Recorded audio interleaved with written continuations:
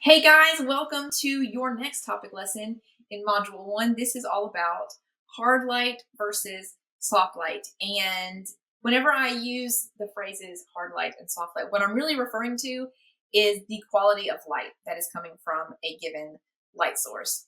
And whenever I walk you through hard light versus soft light, I'm not going to tell you which one is best because, in my opinion, there is no best. I like them both. I think they both have a place, and it's just going to depend on what you like and what fits your style and what fits your business, and also what's available to you. That's going to be a really big factor in which one you use. Is what is easy to access for you. And also, you don't have to choose just one. Feel free to use a mixture of both, because I do, and I think that there is a place for both and that they're both beautiful.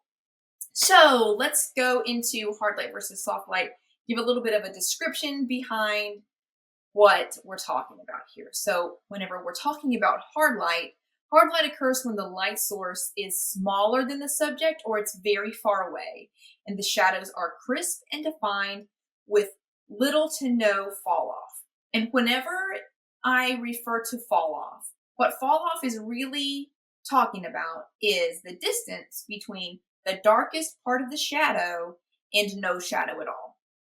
So if fall off refers to the distance between the darkest part of the shadow and no shadow at all, whenever it comes to hard light, there is little to no fall off. It's a very crisp, clean edge.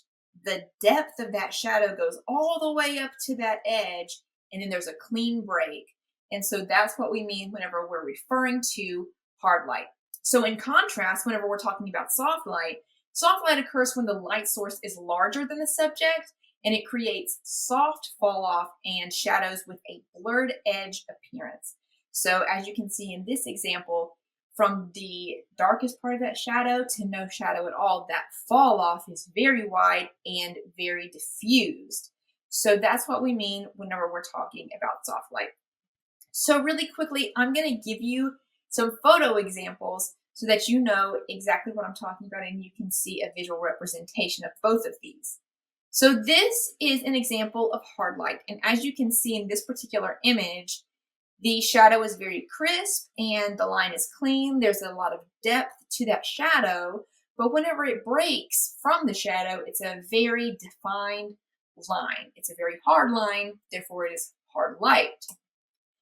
In contrast, shadows that are alongside a soft light scenario are going to be really diffused, and there's going to be a lot of fall off. And as you can see in this particular example of soft light, it's actually really hard to visually see that shadow because there's so much fall off. The light is so soft. So that line between shadow and no shadow is very blurred, diffused, and soft. Therefore, it is soft light. So both of these images are absolutely beautiful. And like I said, I think they both have their place. Both lighting scenarios have their place, and you don't have to pick just one. If you do have a favorite, that's awesome. That's fine. Rock it and do whatever you want to do. But if you want to use both, then we can still keep all of your images looking consistent with composition techniques and editing techniques. So don't feel like you got to lock yourself into one particular quality of light. If you like hard light and soft light, you can use both. So just a little bit more detail on hard light. So think about whenever you are outside on a bright sunny day. So let's say that it is 1 o'clock in the afternoon and there's not a cloud in the sky and you're walking around outside. And those shadows that you see on the ground are going to be very dark, and the line is going to be pretty crisp on those shadows. It's going to create a lot of hard light. And this is because of the distance the sun is from the earth. So obviously, whenever I was talking about soft light being that the light source is larger than the subject, you think, oh, well, the sun is so much larger than me and the sun is so much larger than the earth. And that is very true, but the sun is also very far away. And because of that distance, because of the laws of light, the laws that we know about light, because the sun is so far away, it is going to create that hard light. It's going to seem as though the light source is very small compared to us. It's very bright, but it's in comparison far away. So it's going to create that hard light. Now, in contrast, think about a day that it's overcast. So let's say that it's rained recently, or it's just a very, very cloudy day, depending on the area that you live in.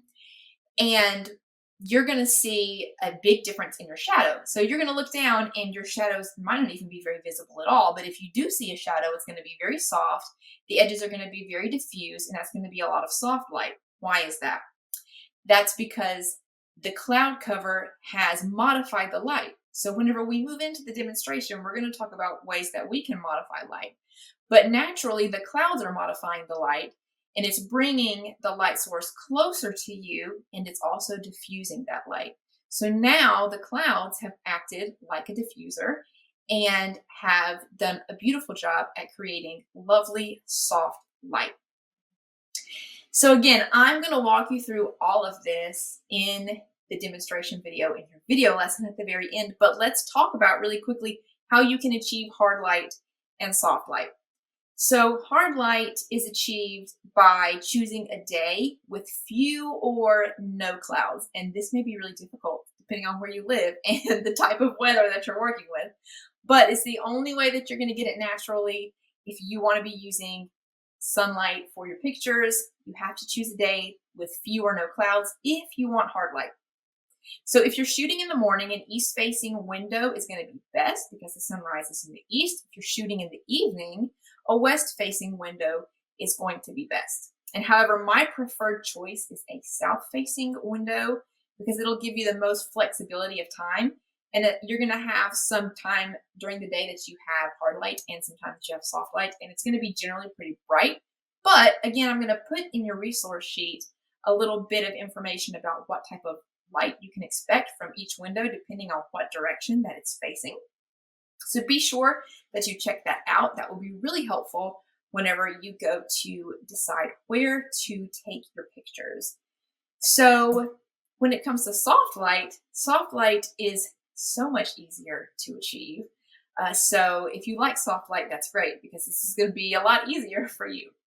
So soft light can be achieved by choosing a cloudy day. So if you have a really overcast day, the light that's coming through the window is probably going to be pretty soft. You could choose a north-facing window. Generally, the light coming from a north-facing window, depending on where you live, is going to be a little bit softer. So that's a really great option. Or you could choose any window facing any direction, even if it is an east-facing window at 10 o'clock in the morning and the light coming through that window is super hard and super bright. That's absolutely fine because you can diffuse the light from any window.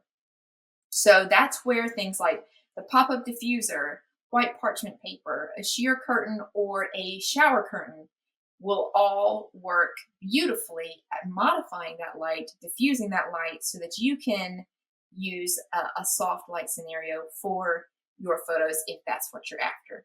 So I know that all of this might seem really overwhelming and really complex, and feel free to go back and rewatch this video as many times as you need to, but I would encourage you to go ahead and watch through the rest of the module and check out that video lesson, because I think watching a demonstration of all of these techniques and how to achieve them, seeing it put into practice and seeing a shoot scenario, I think would be really helpful for you, and it might really bring all this information together. So before I just keep rambling on forever like I usually do, let's just jump right into your next topic lesson on light, temperature, and direction.